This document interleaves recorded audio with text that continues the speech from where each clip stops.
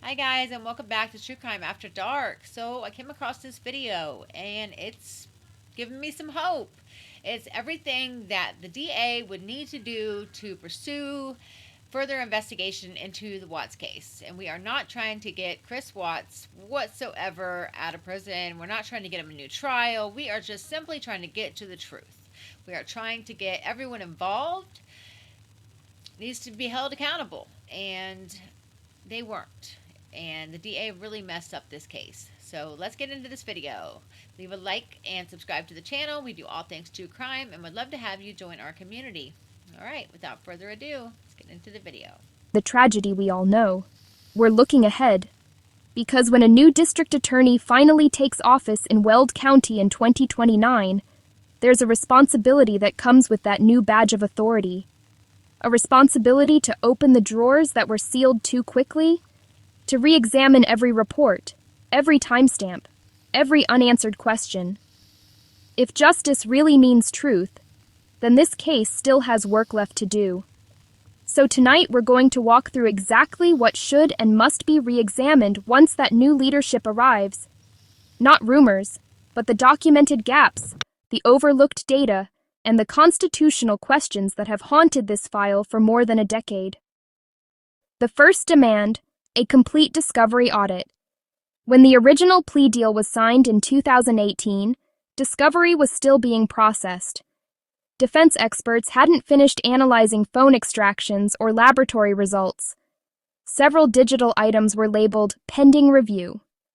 If a new DA truly wants transparency, the first order of business in 2029 should be a full discovery audit. Verify every report that was promised to the defense. Locate what was never delivered.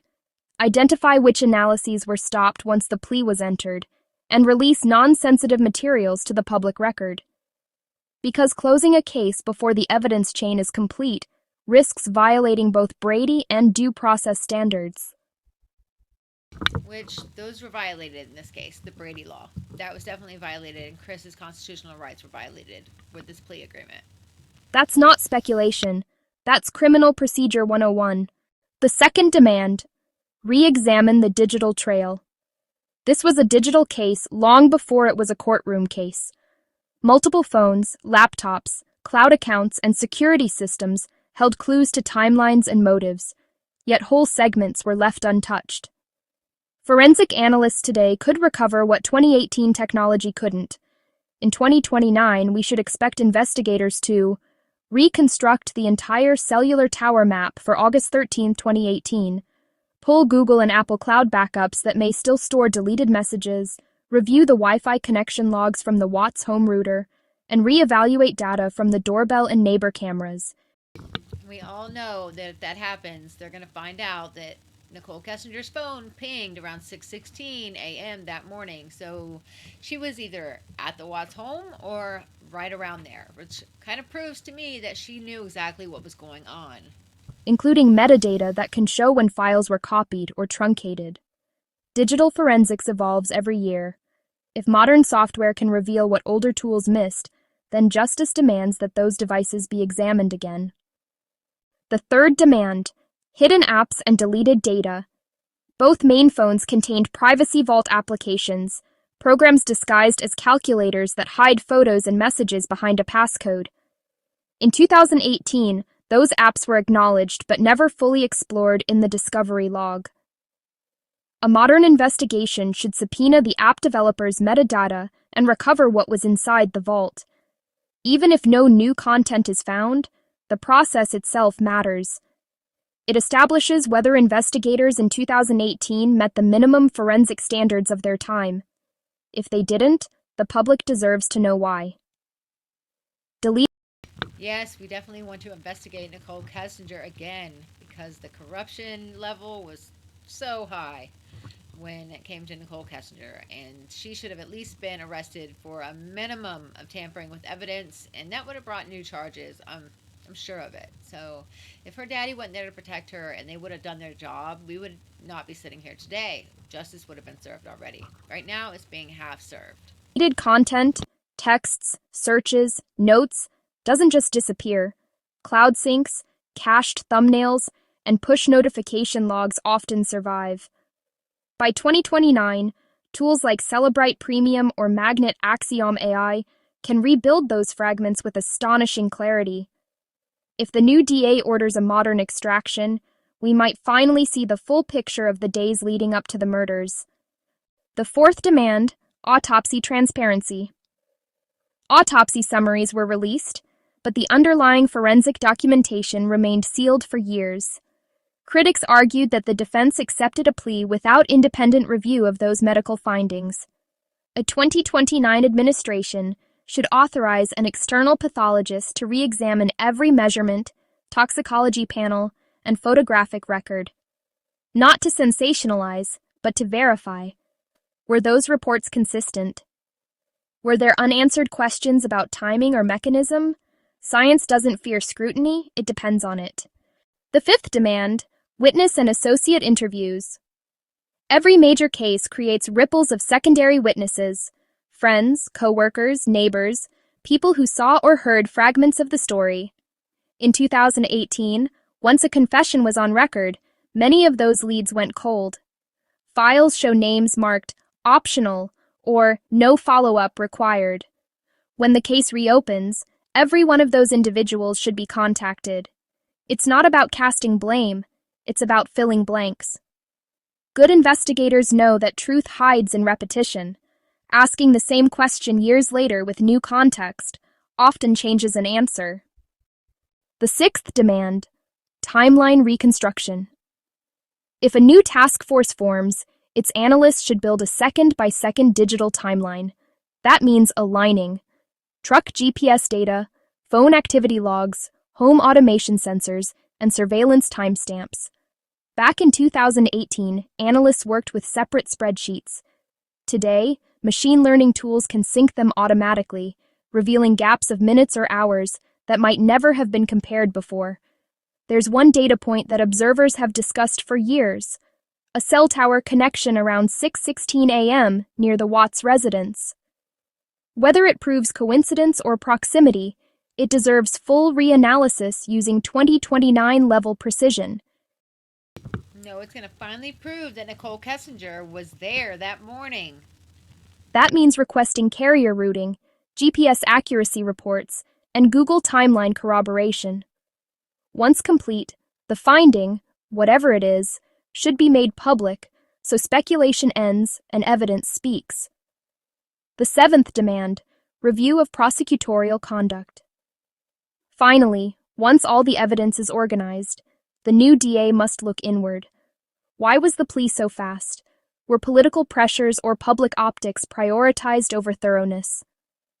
An independent ethics panel could review internal emails and memos from 2018-2019 to ensure no corners were cut. Re-examining one's own office takes courage, but accountability restores faith. And Weld County will need that if it wants the public to believe in its verdicts again.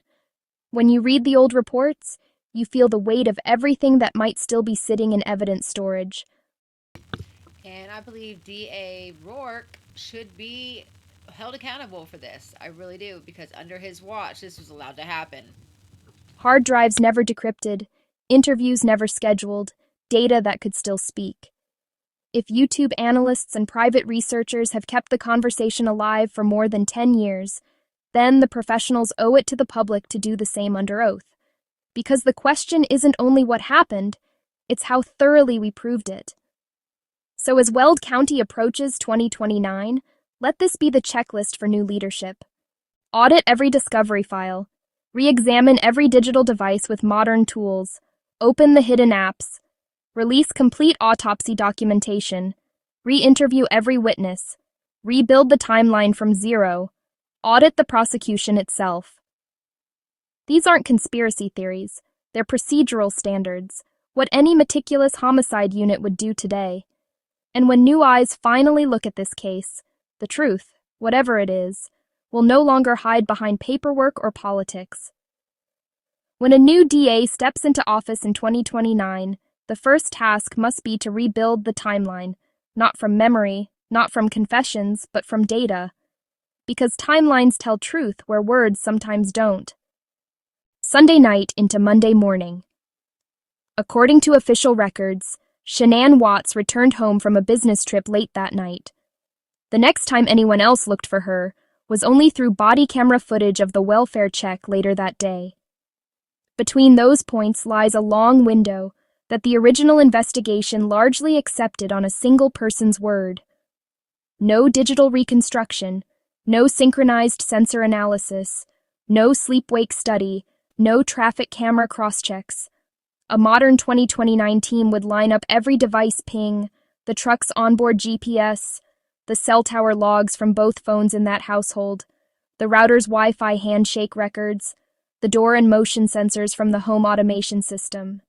They'd map it second by second until that dark stretch of hours either matched or contradicted the official version. Because if data disagrees with testimony, data wins. Early morning. The departure. At roughly 5 a.m., the neighbor's surveillance camera recorded a truck backing into the driveway. In the official narrative, that image became shorthand for guilt, but in 2029, the picture could become evidence of sequence. Frame-by-frame metadata analysis could reveal whether the footage shown in court was continuous, whether frames were dropped, whether the timestamps matched the truck's own GPS log. Small things. 1 second here, 3 seconds there. Those small things could show us a lot, though. It could show us the other vehicles that pulled up to the Watts home. It could show us Nichol Kessinger's truck going by the Watts home. And it could show us really who all was there. So I'm all for it. But they add up. They can show whether an image was captured exactly when the report claims it was. That level of digital auditing simply wasn't done in 2018. 6:16 a.m., the controversial cell tower.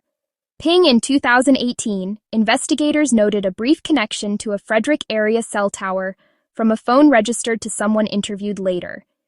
They labeled it inconclusive. The record shows no subpoena for carrier routing data, no triangulation request, and no follow-up interview once the discovery came in.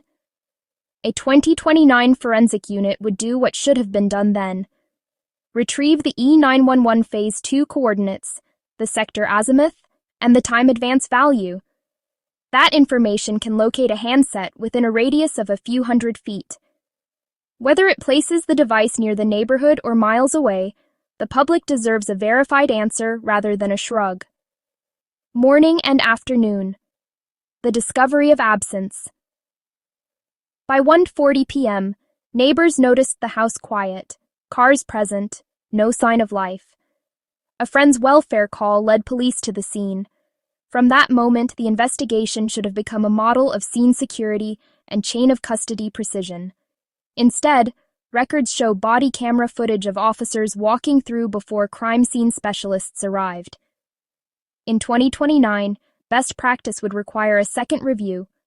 Who entered first? What surfaces were touched? What was bagged before photographs were taken? Cross-reference every timestamp against evidence room logs to ensure nothing was contaminated or mislabeled. These aren't cosmetic corrections, they're the backbone of admissibility. Midweek, the interrogations and the confession. Within 72 hours, the suspect was under arrest, a failed polygraph behind him, and a confession negotiated. That speed impressed the public, but many case reviewers now see it as too fast for completeness. A 2029 audit would reevaluate whether interview transcripts were complete or paraphrased, whether all potential witnesses were asked for alibis, whether deleted data mentioned in interviews was ever recovered, and whether counsel had access to raw interrogation footage before advising on the plea. If any of those answers are no, the integrity of the plea process itself could come under scrutiny. The overlooked evidence categories autopsy details. Cross-match medical findings with digital timelines to see if estimated times of death are consistent with the movement logs. Vehicle forensics. Review every fiber, soil, and fluid test. Modern DNA quantification could detect trace contributors invisible in 2018. Digital backups, re-subpoena cloud services, deleted chats, location history, and app logs often persist for years on redundant servers. You know, I wonder if the reason why the autopsies were held back from the defense before the plea is because of the times of death. Because some people don't think that Bella and CeCe were even alive when Shanann got home. This case is so sad. But we deserve the truth. And the truth, the family deserves the truth. They deserve justice. And if we make enough noise, we can make this happen. Vault applications. Reopen hidden content apps under court warrant. Retrieve encrypted cache folders and thumbnail databases. Secondary witnesses. Contact every person listed but never interviewed. Record sworn statements, even if they add nothing new. Closure comes from completeness. Constitutional and procedural violations to audit. When a defendant enters a plea before all discovery is complete, the defense cannot make an informed decision. The Sixth Amendment guarantees effective counsel. That's impossible without full evidence access. The 2029 DA should convene an independent panel, retired judges, defense attorneys, forensic auditors, to determine whether discovery obligations were fully met. If not, recommendations could include unsealing withheld files or even judicial review of the plea record. Such an audit doesn't reopen guilt, it reopens accountability. If you trace the threads of this case, you see two stories running in parallel: the tragedy itself and the investigation that followed it. The first ended in a courtroom. The second never really ended at all. It just stopped.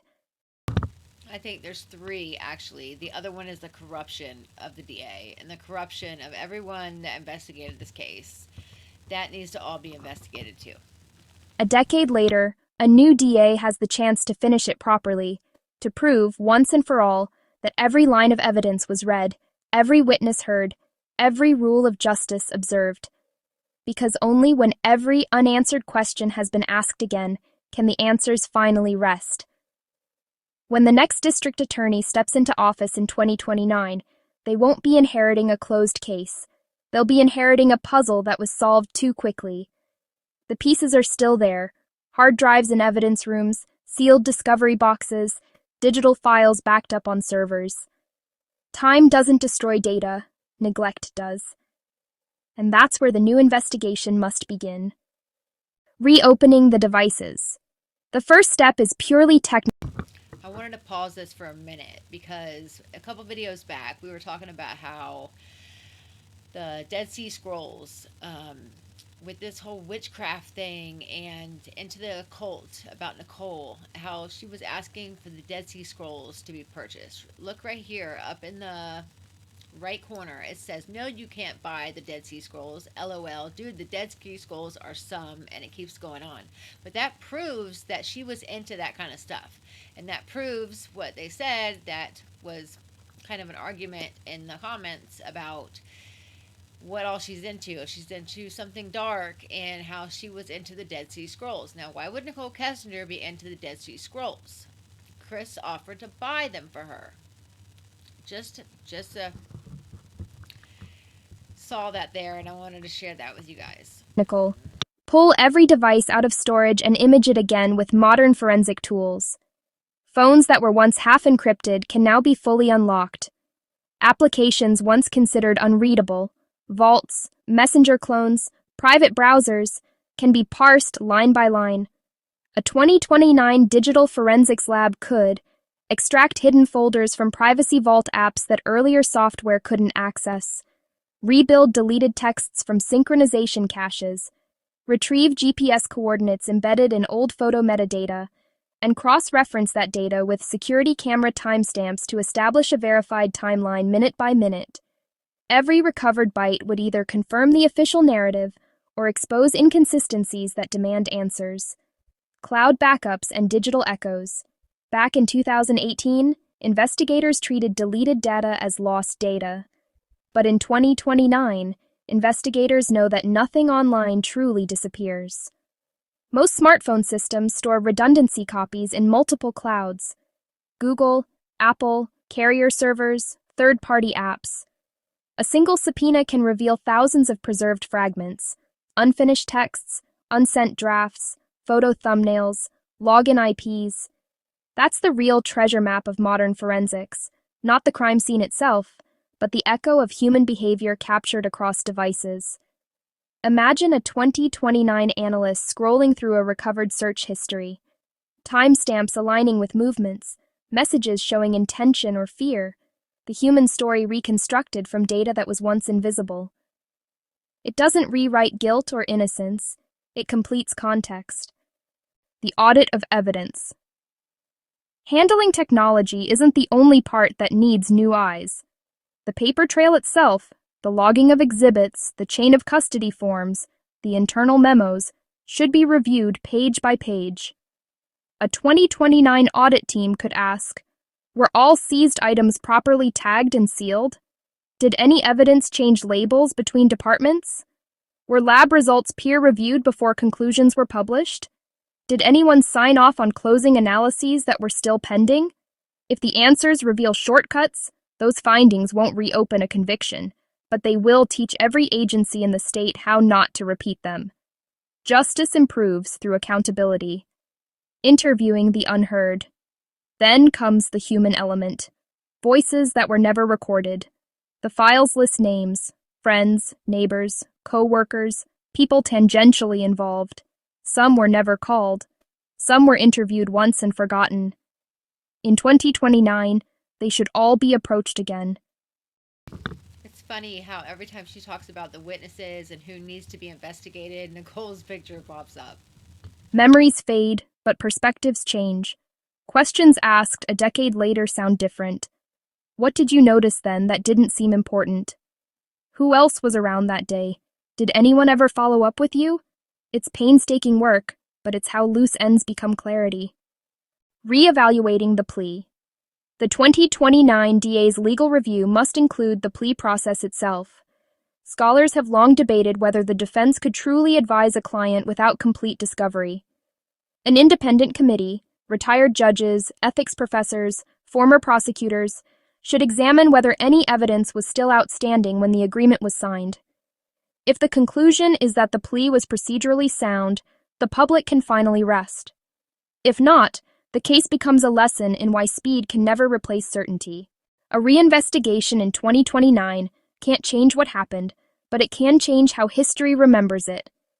It can prove that justice systems evolve, that no case is too old to learn from, and that truth isn't a headline, it's a process.